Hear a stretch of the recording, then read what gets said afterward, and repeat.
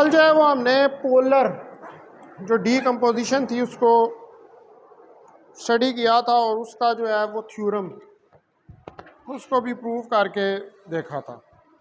आज हमने जो है वो सिंगुलर को पहले देखना है, उसके बाद फिर हम जो पास्टुलेट्स हैं क्वांटम मैकेनिक्स के उसके ऊपर मूव कर जाएंगे।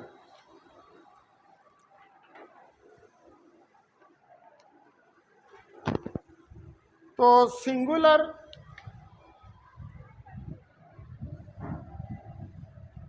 वैल्यू डीकम्पोजिशन,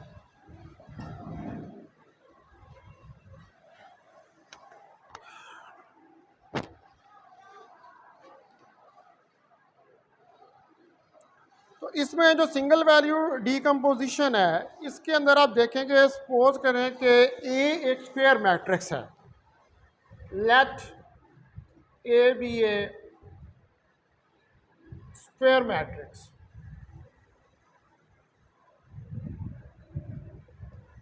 एक स्क्वायर मैट्रिक्स है और यहाँ पर इस स्क्वायर मैट्रिक्स के लिए आपके पास दो यूनिटरी ऑपरेटर्स u और v जो हैं वो एग्जिस्ट कर रहे हैं। देन देयर एग्जिस्ट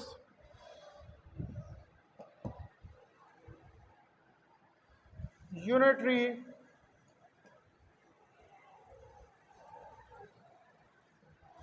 मैट्रिसेस या ऑपरेटर्स u एंड v। ठीक है, इसके लिए दो जो हैं मैट्रिसेस u या v जो हैं वो एग्जिस्ट कर रहे हैं। इनको ऑपरेटर भी आप कह सकते हैं, मैट्रिसेस भी आप कह सकते हैं।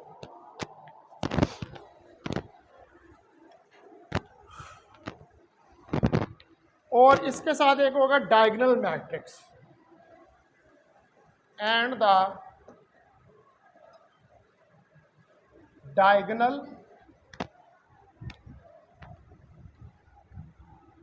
मैट्रिक्स डी, और इसके साथ एक डायगोनल मैट्रिक्स डी होगा और उसके अंदर नॉन नेगेटिव एंट्रीज होंगी with non negative entries.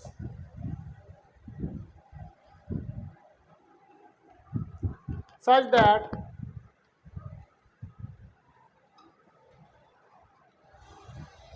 A is equal to u d v।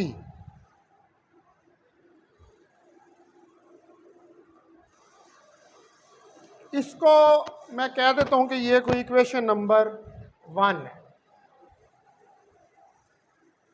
तो ये जो हमारे पास डायगोनल एलिमेंट्स हैं डी के, ये कहलाते हैं सिंगुलर वैल्यूज ऑफ ए, यानी कि इसके जो डायगोनल एलिमेंट्स हैं वो इस ए की सिंगुलर वैल्यूज कहलाते हैं। तो उसको हमने प्रूव करना है, ये बेसिकली थ्योरम ही है ये।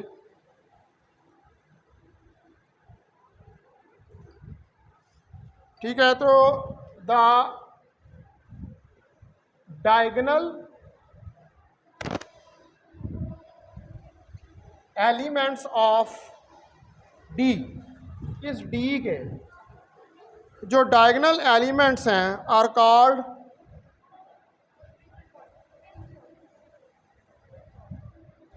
Singular values of A. ठीक है, ये क्या कहलाती हैं? सिंगल वैल्यूज ए की। अब इस थ्योरम को हमने प्रूव करना कि ये किस तरह सिंगुलर वैल्यूज हैं इस डायगोनल की ए की। तो प्रूफ इसका देखते हैं।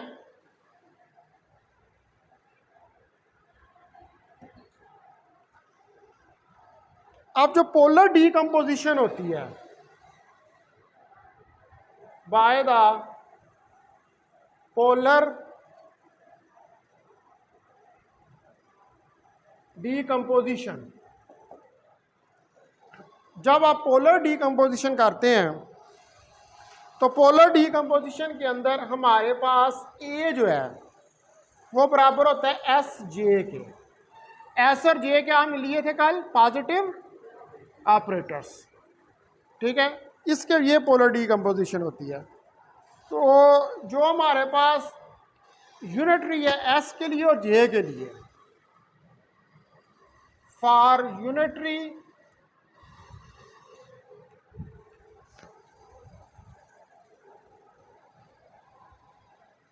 S and positive J, for unitary S and positive J, S J is equal to S J. ये क्या है? पोलर डीकम्पोजिशन यूनिटरी और पॉजिटिव के अंदर। अच्छा, अब अगर आप स्पेक्ट्रल थ्योरम जो है यहां पर अप्लाई करें तो by the spectral theorem, spectral theorem को इधर अप्लाई करें तो ये हमारे पास आ जाएगा जे जो है ये T D T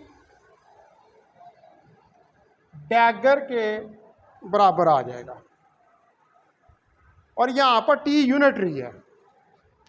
for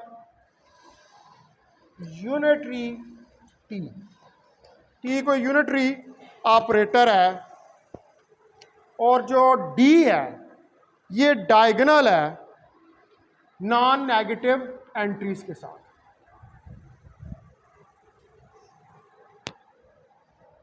and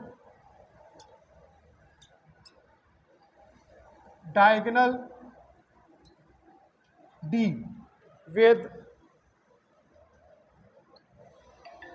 non-negative entries, non-negative entries के साथ।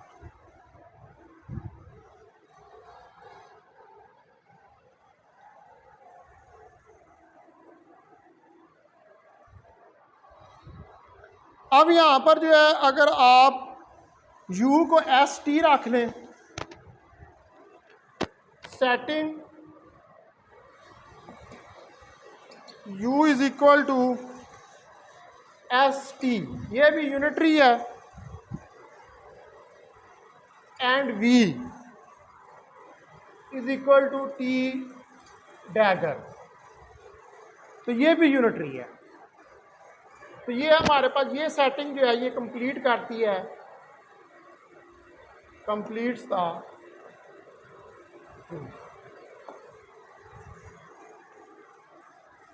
ठीक है। ये टी डैगर जो है ये आपके पास ये भी यूनिटरी है और आपके पास ये यू जो एस टी है ये भी यूनिटरी है। तो इसका मतलब है कि ये सारी चीज़ें इसके अंदर क्या आ गई हैं? यूनिटरी आ गई हैं। तो जब सारी चीज़ें यूनिटरी आ गई हैं इसका मतलब है कि ये क्या हो गया? सिंगुलर हो गया। ठीक है, एक वैल्यू जो है वो आपके पास आ गई है यूनिटरी के अंदर। पहले क्या था कि यूनिटरी और पॉजिटिव के अंदर होता था, तो वो पोलर था। पोलर का मतलब होता है दो, सिंगुलर का मतलब होता है एक। ठीक है, अच्छा जी, अब ये जो है हमारे पास वो कंप्लीट हो गया इधर तक। इसमें ये जो बेसिक्स थे इसके वो हमने सारे जो हैं वो स्टडी करके देख लिए हैं। इसमें आपने स्पेक्ट्रल डीकम्पोजिशन, श्मिट डीकम्पोजिशन, फिर inner product, outer product, operators, operator functions, यानी कि जो हम क्वांटम मैकेनिक्स के अंदर क्वांटम इंफॉर्मेशन के अंदर जितने टूल्स यूज़ करते हैं वो सारे यहाँ पर हमने स्टडी कर लिए। अब आपका एक टेस्ट बनता है इसके ऊपर। ठीक है जी मिस्टर औरंगजेब, टेस्ट बनता है अब आपका इतने के ऊपर। तो मुझे टेस्ट की डेट जो है वो डिसाइड करके आपने बता देनी है। बल्कि आपके तीनों ही टेस्ट बनते हैं। आपका उसका भी बनता है, कंप्यूटेशनल का भी, वो हर मैं कल डिस्कस करूँगा। आज पहले इसको करो क्योंकि मैं अब इसके अगले पोर्शन के ऊपर जाने लगा। एक पोर्शन मैंने इसका फिनिश कर दिया, जो बेसिक्स थी उनको ख़त्म कर दिया कि ये चीज़ें जो हैं वो इसके अंदर इस्तेमाल होती हैं। अब मैं जो पास्टुलेट्स हैं क्वांटम मैकेनिक्स के उनके ऊपर मूव ऐड करना। तो यहाँ तक आपका आज तक जितना पढ़ा है ये टेस्ट होगा, मैंने कोई आधा करके टेस्ट नहीं लेना। आप 10 दिन लें, 15 दिन लें, 20 दिन लें, इसकी तैयारी में मुझे वो दिन लेके आप बता दें। मैंने वो नहीं लेना कि 2 आर्टिकल का ले लो, 3 आर्टिकल, वो नहीं करना। मैंने क्या लेना है, यहाँ तक जितना शुरू से लेकर यहाँ तक पढ़ाया है इसका इकट्ठा टेस्ट, वो आप डिसाइड कर लें कि आपने किस डेट को देना।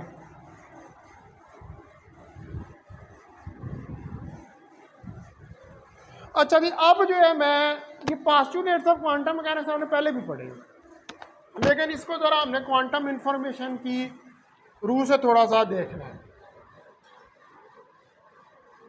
तो पास्टुलेट्स ऑफ क्वांटम मैकेनिक्स,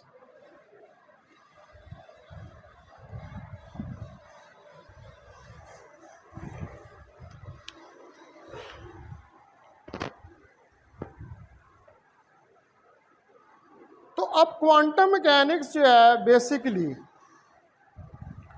वो एक मैथमेटिकल फ्रेमवर्क है for the development of physical theories. Mathematical frame, आपने पूरा जब क्वांटम मैकेनिक्स भी पढ़ी थी तो उसमें पूरा अलजबरा जो है उसको क्या किया था, डिज़ाइन किया। क्लासिकल मैकेनिक्स का अलजबरा और क्वांटम मैकेनिक्स का अलजबरा जो है वो एक दूसरे से डिफरेंट होता है।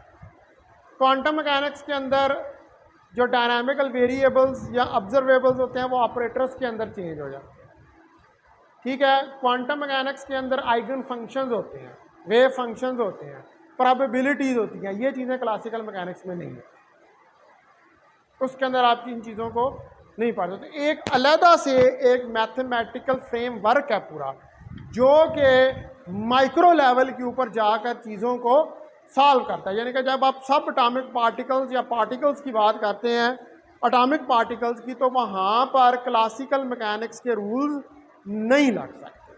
उधर आपको क्वांटम मैकेनिक्स चाहिए होती है, और उस क्वांटम मैकेनिक्स का एक पूरा अलजबरा डिज़ाइन करना पड़ता है पार्टिकल्स की मोशन को डिस्क्राइब करने के लिए, उनकी एनर्जी को, उनके मोमेंटम को, जितने भी उनसे रिलेटेड डायनामिकल वेरिएबल्स, ठीक है। तो इसलिए जो डिफरेंट फिजिकल थ्योरीज हैं उनको डिस्क्राइब करने के लिए आप क्वांटम मैकेनिक्स जो है उसको यूज़ करते हैं। किन के लिए? सब एटॉमिक पार्टिकल्स या माइक्रो लेवल पे जो पार्टिकल्स होते हैं उनके लिए। तो क्वांटम मैकेनिक्स जो है इज ए मैथमेटिकल फ्रेमवर्क है, ये एक मैथमेटिकल फ्रेमवर्क है फॉर दी डेवलपमेंट, जो डेवलपमेंट है ऑफ फिजिकल थ्योरीज।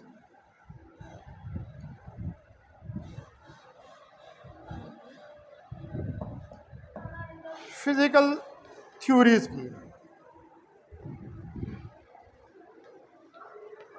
अब बेसिकली खुद से क्वांटम मैकेनिक्स जो है ये आपको नहीं बताती कि कौन से लॉज जो हैं वो फिज़िकल सिस्टम ने ओबे करने हैं, लेकिन ये आपको प्रोवाइड करती है एक मैथमेटिकल और कंसेप्चुअल फ्रेमवर्क। ठीक है, इसमें ये कोई नहीं होता न्यूटन का लॉज लगा सकते हैं आप, नहीं लगा सकते। क्वांटम मैकेनिक्स में तो लगते हैं लॉज न्यूटन के, एनर्जी के लॉज लगा लें या जो एंगुलर मोमेंटम के लगा लें, ये सारे लॉज क्वांटम मैकेनिक्स में जाके एप्लीकेबल नहीं है। तो ये वहाँ पर कोई भी जो है वो उन लॉज की एक्सप्लेनेशन के बारे में आपको कोई इन्फॉर्मेशन जो है वो नहीं देते। ये सिर्फ क्या है कि इसके अंदर आप मैथमेटिकल और कंसेप्चुअल फ्रेमवर्क जो है वो डेवलपमेंट करते हैं इन लॉज के लिए। ठीक है, ये लॉज वहाँ पर एक्सप्लेन नहीं होते, लेकिन इनके लिए मैथमेटिक्स जो है उसको क्या किया जाता है, डेवलप किया जाता है। यानी कि law of conservation of energy लगाना है, law of conservation of momentum लगाना है, ये वाले मेन लॉज हैं आपके, ये लगाने हैं। तो और या न्यूटन के लॉज हैं, ठीक है, तो उनके लिए एक मैथमेटिकल फ्रेमवर्क जो है और एक कंसेप्चुअल फ्रेमवर्क जो है उसको डेवलप करना पड़ता है। ठीक है, इसमें क्वांटम मैकेनिक्स के लिए तो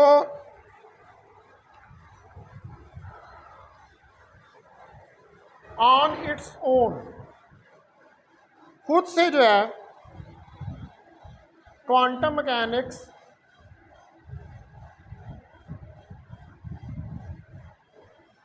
does not tell you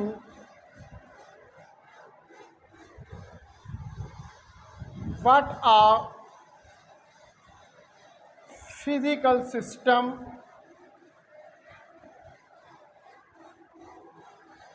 must obey.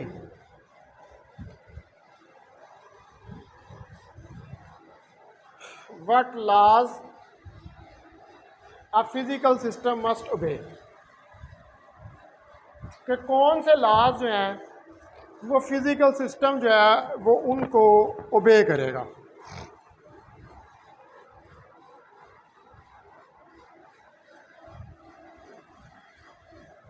But it does provide, लेकिन ये आपको प्रोवाइड करता है एक mathematical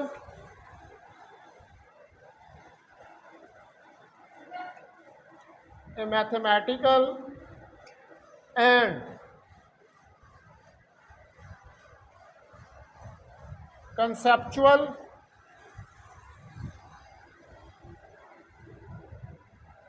frame work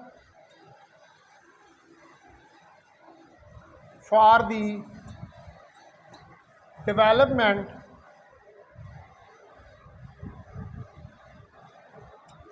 of such laws.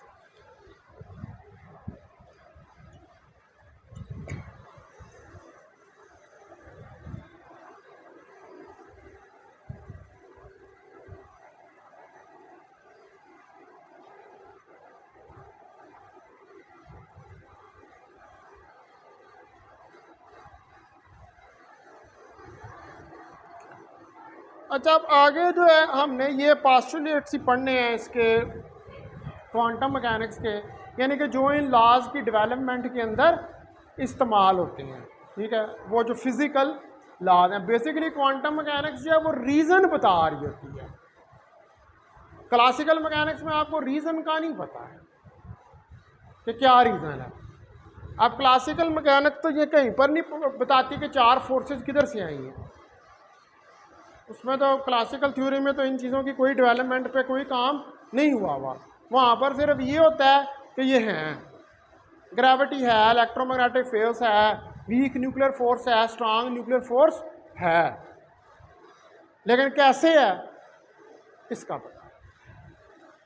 तो क्वांटम मैकेनिक्स जो है वो इन चीज़ों को डिस्क्राइब करती है, इनकी फार्मूलेशन कैसी हुई है, ये कैसे बनी है, इनकी कंसेप्चुअल अंडरस्टैंडिंग है। क्योंकि जो क्लासिकल थ्योरी है actually that is the limiting case of quantum mechanics.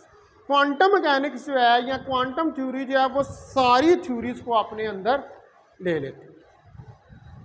ठीक है, बल्कि जितने भी फिजिकल या नेचुरल साइंसेज है ना वो सारी क्वांटम के अंदर आ जाती है, क्योंकि क्वांटम जो होती है वो हर पॉसिबिलिटी को डिस्क्राइब करती है। क्वांटम की कोई रेंज नहीं है, बिल्कुल अनलिमिटेड है। ये हर इवेंट इसके अंदर पॉसिबल हो सकता है और एक ही टाइम पे हो सकता है। ठीक है, इसलिए ये बहुत ज़्यादा ब्रॉड है दूसरी थ्योरीज के मुकाबले। इसीलिए यहाँ पर जो कंसेप्ट्स हैं वो बनते हैं कि न्यूटन के 3 लॉज कैसे आए, law of conservation of energy कैसे डेवलप हुआ, ठीक है, law of conservation of angular momentum कैसे आया, law of conservation of linear momentum का, ये सारी फार्मूलेशन जो है वो क्वांटम मैकेनिक्स के अंदर होती है।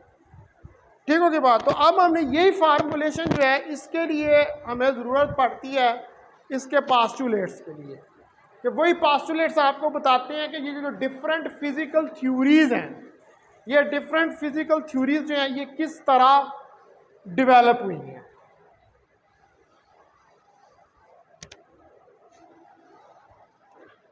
अब ये जो पास्टुलेट्स है क्वांटम मैकेनिक्स के, एक वो लॉन्ग प्रोसेस और डिफरेंट ट्रायल्स और एक्सपेरिमेंट्स के बाद इनको जो है वो ड्राइव किया गया था। और इसके अंदर जो हमारे पास कुछ मेन जो पास्टुलेट्स हैं, उनमें सबसे पहले नंबर पे जो चीज़ हमने देखनी है वो देखनी है state space. First of all, ठीक है, तो जो पहला पास्टुलेट है क्वांटम मैकेनिक्स का, the first postulate of quantum mechanics, तो ये पहला पास्टुलेट जो है क्वांटम मैकेनिक्स का, sets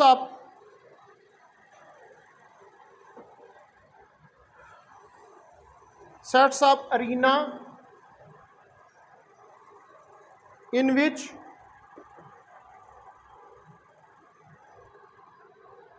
quantum mechanics takes place, जिसके अंदर क्वांटम मैकेनिक्स टेक प्लेस करती है। तो ये अरीना क्या है? ये अरीना आप जो यूज़ करते हैं वो एक्चुअली अरीना है हिल्बर्ट स्पेस का। सारा मैथमेटिक्स किसके अंदर होता है? हिल्बर्ट स्पेस के अंदर होता है। हिल्बर्ट स्पेस एक ऐसी स्पेस है जो बेसिकली डिज़ाइन की जाती है क्वांटम मैकेनिक्स का अलजबरा करने के लिए, ठीक है। तो उसके अंदर जो है ये सारा अरीना जो है वो हिल्बर्ट स्पेस में आता है।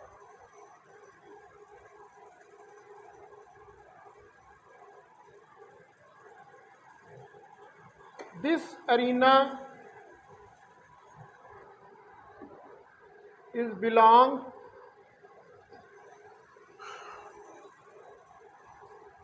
to linear algebra, mean Hilbert space।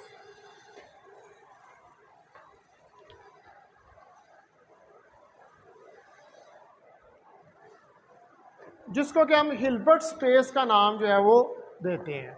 अब मैं पास्टुलेट 1 जो स्टेट स्पेस, यानी कि स्पेस के अंदर position describe the space and what is a state of the system, और इसके अंदर सिस्टम की स्पेस के अंदर क्या स्टेट है। अब वो स्टेट भी जो होती है क्वांटम मैकेनिक्स के अंदर वो डिस्क्रीट होती है, एक स्टेट नहीं होती, प्रोबेबिलिटी होती है उसके अंदर भी स्पेस में। तो पास्टुलेट 1 देखें,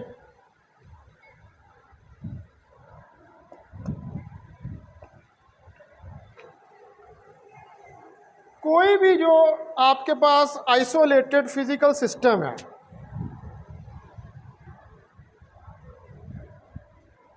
associated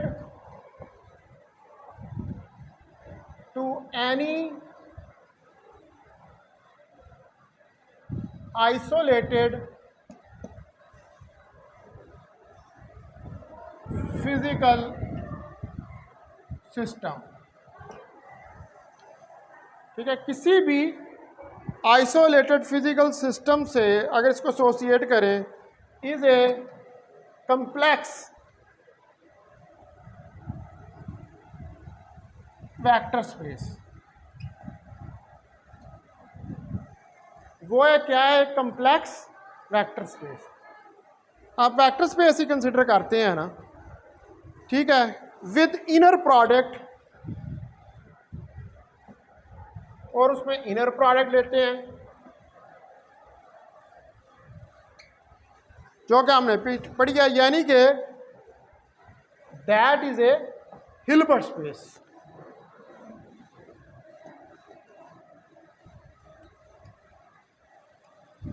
ये एक हिल्बर्ट स्पेस है।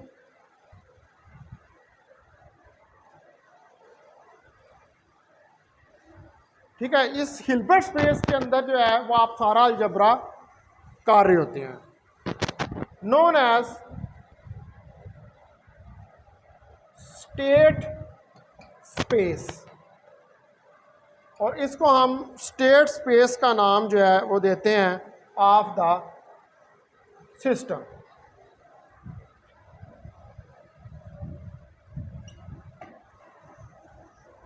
तो कोई भी फिजिकल सिस्टम को कहाँ पर डिस्कस किया जाता है? एक कम्प्लेक्स वेक्टर स्पेस में, जिसके अंदर इनर प्रोडक्ट दी जाती है। और वो कम्प्लेक्स वेक्टर स्पेस कौन सा है?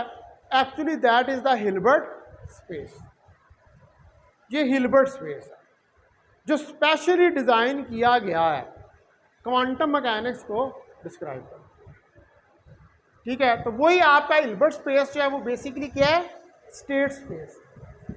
उस हिल्बर्ट स्पेस, वो हिल्बर्ट स्पेस ही वेक्टर स्पेस है, और उसी के अंदर जो है वो सारी फार्मूलेशन जो है वो की जाती है हिल्बर्ट स्पेस। आप जब भी सिस्टम को सॉल्व करते हैं क्वांटम मैकेनिक्स के अंदर, तो हम सबसे पहले हिल्बर्ट स्पेस ही कहते हैं कि एक हिल्बर्ट स्पेस होती है, एक ड्यूअल हिल्बर्ट स्पेस होती है।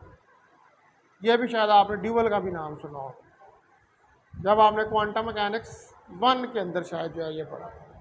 एक हिल्बर्ट स्पेस होती है, एक ड्यूअल हिल्बर्ट स्पेस होती है। ठीक है, जहाँ पे आप जाके उसके रियल और इमेजिनरी के अंदर चले जाते हैं, तो वो दूसरी यानी कि हिल्बर्ट स्पेस के अंदर कैट होती है और ड्यूअल हिल्बर्ट स्पेस के अंदर ब्रास होती है। ठीक है, अच्छा जी, तो दिस सिस्टम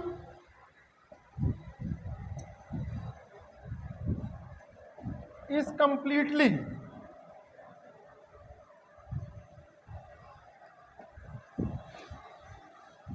डिस्क्राइब। तो ये सिस्टम जो है इसको आप कंप्लीटली डिस्क्राइब करते हैं bye it's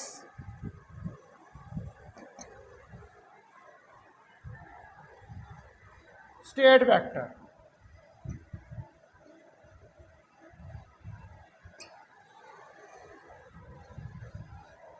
which is a unit vector.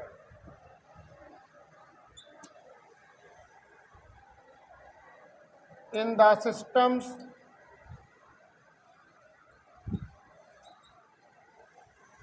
state space.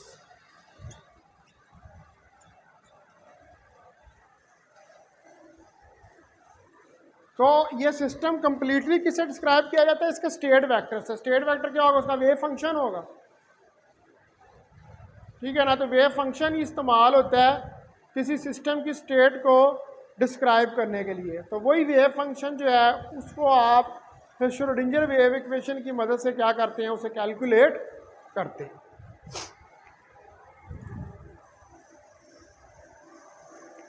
अच्छा, अब हम देखते हैं कि ये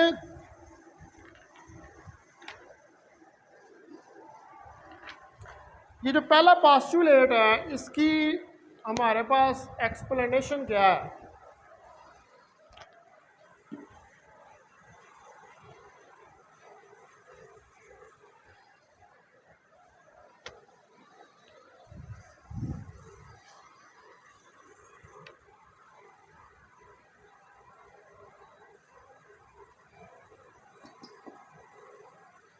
ठीक है जी, फर्स्ट पोस्टुलेट की एक्सप्लेनेशन जो है, तो क्वांटम मैकेनिक्स जो है ये हमें नहीं बताती। Quantum mechanics does not tell us for a given physical system.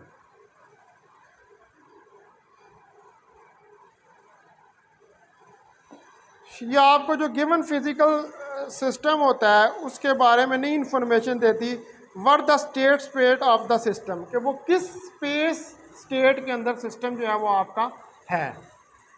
ठीक है, मतलब आप एक्यूरेटली उसकी स्पेस स्टेट के बारे में इंफॉर्मेशन नहीं दे सकते हैं। अनसर्टेनिटी होती है उसके अंदर कि what the state space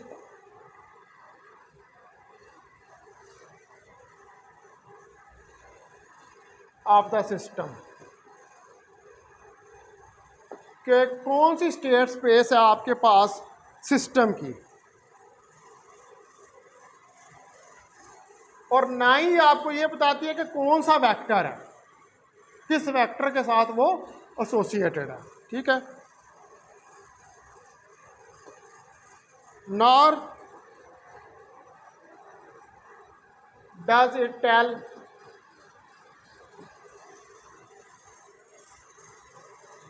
what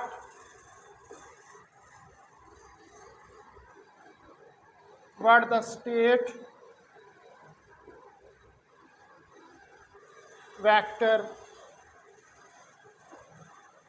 of the system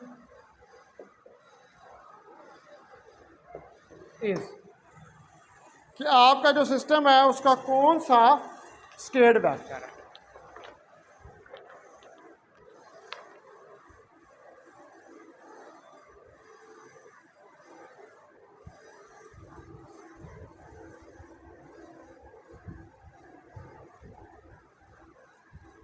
अब यहाँ पर ये जो प्रॉब्लम था कि स्पेसिफिक सिस्टम जो हैं उनको सॉल्व करने के लिए क्या किया जाए, क्योंकि ये तो नहीं आपको बताते कुछ भी इन सिस्टम्स के बारे में कि कैसे आप उसके साथ उसका स्टेट वेक्टर जो है उसको एसोसिएट करेंगे, कौन सा सिस्टम है, किस स्टेट किस स्पेस स्टेट के अंदर है। तो अब फिर क्या किया साइंटिस्ट ने, जो है वो डिफरेंट कुछ और थ्योरीज जो हैं उनको डेवलप किया, और इनमें जो सबसे ज़्यादा वंडरफुल थ्योरी थी उसको हम कहते हैं क्वांटम इलेक्ट्रोडायनामिक्स, QED।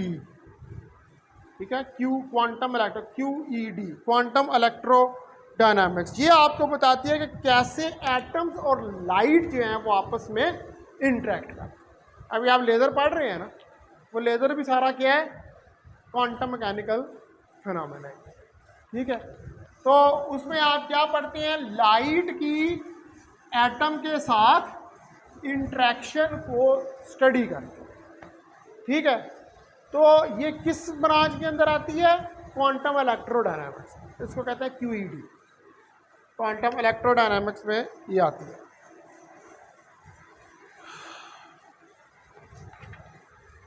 तो it is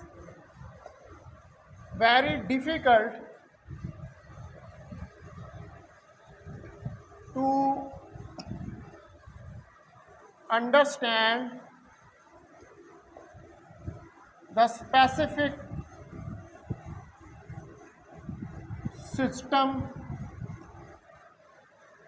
in quantum mechanics, and to solve this issue different scientists developed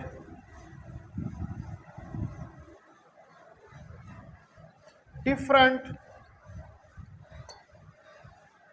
theories। तो इसको सॉल्व करने के लिए साइंटिस्ट ने डिफरेंट थ्योरीज जो हैं उनको डेवलप किया, जिनमें for example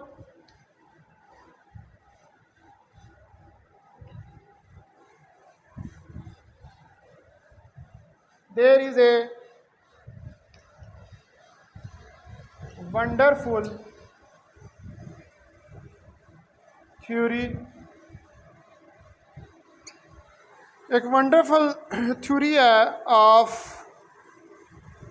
quantum electrodynamics,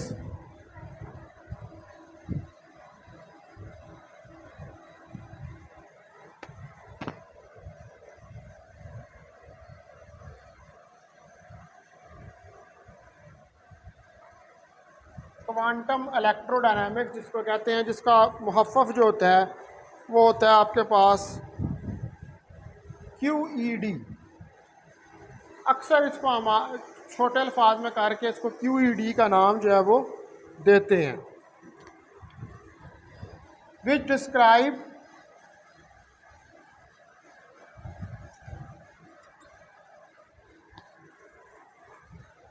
how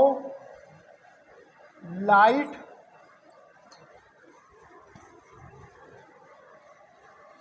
and atoms interact, कि किस तरह लाइट और एटम्स जो हैं वो आपस में इंटरैक्ट करते हैं।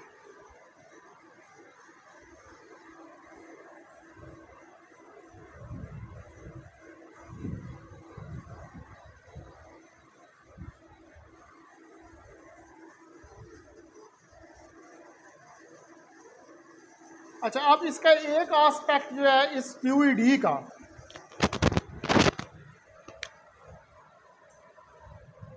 वन एस्पेक्ट ऑफ यानी कि क्वांटम इलेक्ट्रोडायनामिक्स का, इज दैट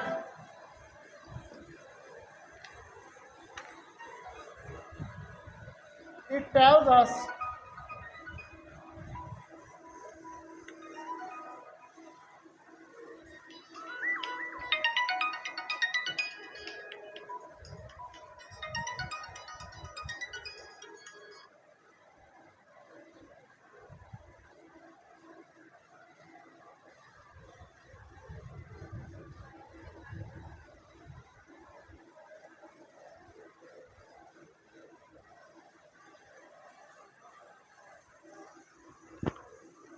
कि हमें ये बताता है, tells us what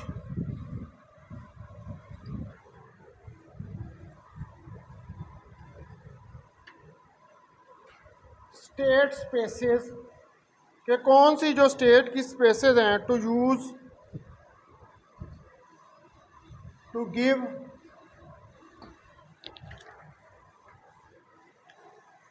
quantum description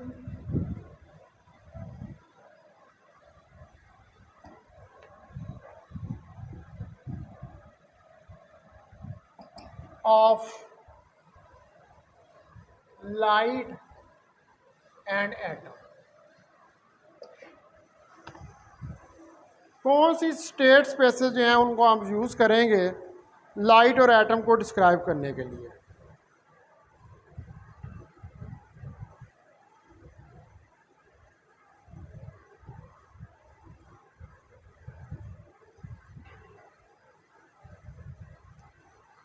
अच्छा, अब जो हमारे पास एक सिंपल क्वांटम मैकेनिकल सिस्टम होता है, ठीक है,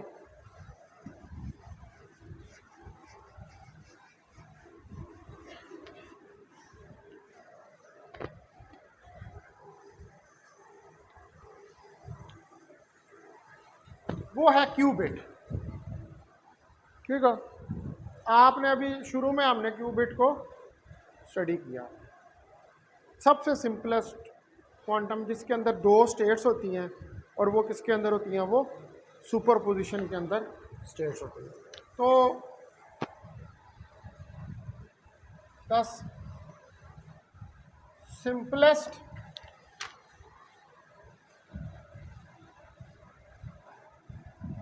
quantum mechanical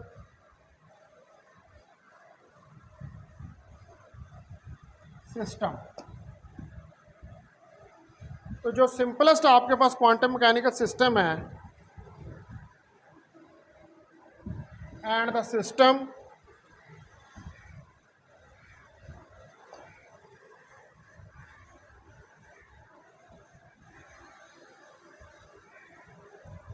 which will be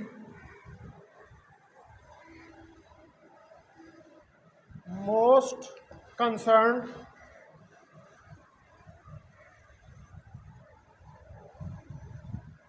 with is the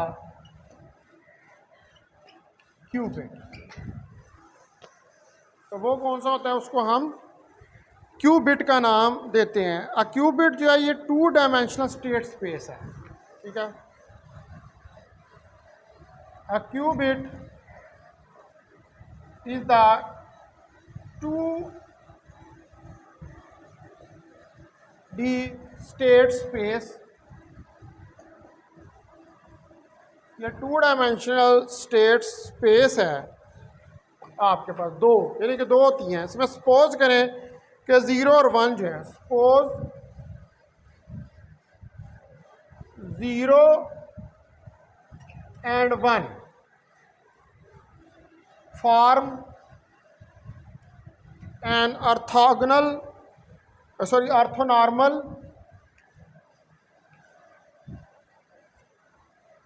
basis. ये एक ऑर्थोनॉर्मल बेसिस में आती हैं फॉर द स्टेट स्पेस के लिए. तो अब आपके पास जो आर्बिट्रेरी वेक्टर है किसी स्टेट के अंदर, उसको हम किस तरह लिख सकते हैं? Then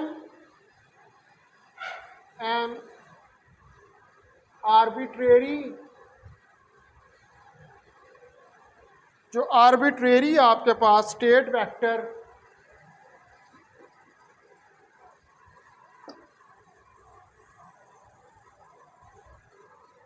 in the state space can be written as. अब आप इसको क्यूबिट को किस तरह लिखते हैं? Sai alpha 0 plus beta 1. इसको क्या है? ये क्वेश्चन नंबर 1 है. ठीक है. यहाँ पर इसने चले ए और बी लिए हुए हैं, तो हम इसको ए और बी कर लें. इसने ए और बी लिए हैं, अल्फा बीटा भी ले सकते हैं, इसने ये भी. यहाँ पर ए और बी जो हैं ये क्या हैं? They are complex numbers. ठीक है. Where A and B are complex number. यहाँ पर ए और बी जो हैं वो कम्प्लेक्स नंबर्स हैं. अब यहाँ पर जो आपके पास कंडीशन है कि साई को एक यूनिट वेक्टर होना चाहिए. ठीक है.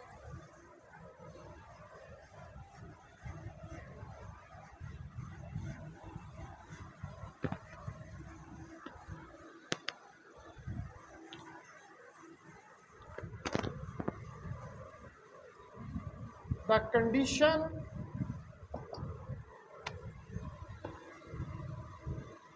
that psi is a unit vector, कि साई जो है वो यूनिट वेक्टर है, तो इसके लिए साई इनर प्रोडक्ट जो है इसको 1 के बराबर होना चाहिए. इज देयरफॉर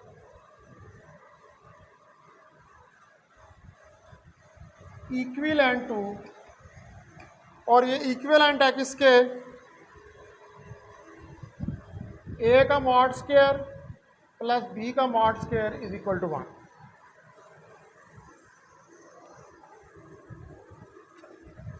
अब ये कंडीशन जो है ये वाली, आप साई लगाएं, ये काम तो कर ही सकते हैं. और पीछे मैंने स्टेट लिखी थी वो वाली, इसका इनर प्रोडक्ट लो तो आपके पास यही चीज़ निकल आएगी. ठीक है जी. इनर प्रोडक्ट लेंगे तो इसका मतलब है कि ये वाली जो कंडीशन है ये एक्चुअली कंडीशन ऑफ नॉर्मलाइजेशन. ठीक है. ये नॉर्मलाइजेशन की कंडीशन है किसके लिए? स्टेट वेक्टर्स के. The condition psi is equal to 1 is often known as, तो इसको हम कहते हैं द नॉर्मलाइजेशन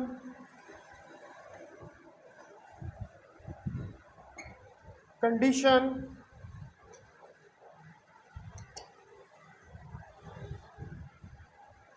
फॉर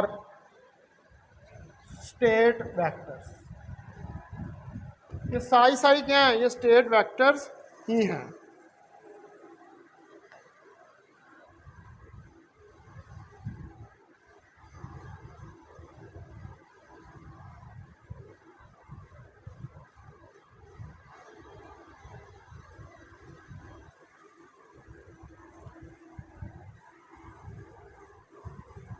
अच्छा, मैं अभी इसको थोड़ा सा रहता ही आगे, ठीक है, मैं इसको यहाँ पर बंद करता हूँ। बाकी इसका पार्ट जो है ना वो कल करवाऊँगा। इसको यहाँ तक जो है वो आप रखेंगे।